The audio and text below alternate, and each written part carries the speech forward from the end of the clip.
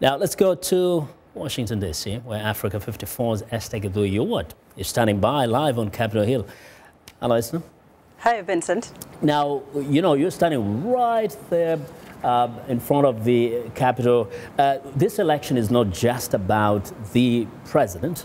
It is also about others. Can you tell us a little bit how significant that is? Of course, both the candidates, Hillary Clinton and also Donald Trump, is concerned about how the chamber will be controlled. Is it the Republicans who will control the chamber, or is it the Democrats? For the most part, we know for the last 2 years or so, the Republicans really have controlled the chamber. And so it has been very difficult for President Barack Obama to pass some of the laws. So Hillary is hoping that even if she wins the presidency, she hopes that the Democrats will also take the Congress and the Senate, so she can have some of the bills passed. With a Donald Trump presidency, he also faces enormous challenges because, as we know, there are about 160, maybe more, Republican leaders who have said they will not vote for Donald Trump and they will not support him. So it's not a straight win-win. Even if he wins the presidency, he will have to have a kind of a huge task to be able to rally the Republicans together. Like you said before, this has been a polarizing election campaign,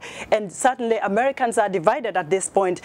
All Americans are hoping that whoever wins this presidency is going to unite this country because it's so much polarized. So one of the issues that we're facing today is to look at the numbers and see who is going to control the House of Representatives and who is going to control the Senate as well, to make it easier for the next president to pass laws and to make things happen. And indeed, a lot of healing to happen. But you've been talking to voters in Washington, D.C. area. What are the voters, particularly those of African descent, telling you are the important issues that perhaps have determined how they cast their vote today? Very good question, Vincent, because I've talked to so many, as I reported for several affiliate TV stations that are affiliated to us here at the VOA in Africa.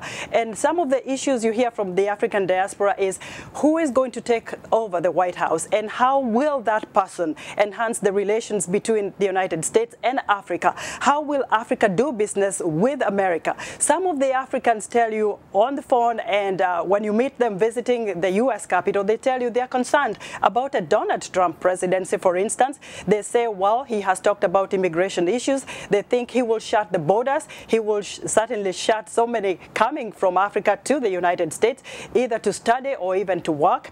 Others are concerned, especially the Muslim population, which is huge in Africa, that if a Donald Trump presidency is going to be in place, then the Muslims might as well forget coming to the U.S. So those are concerns.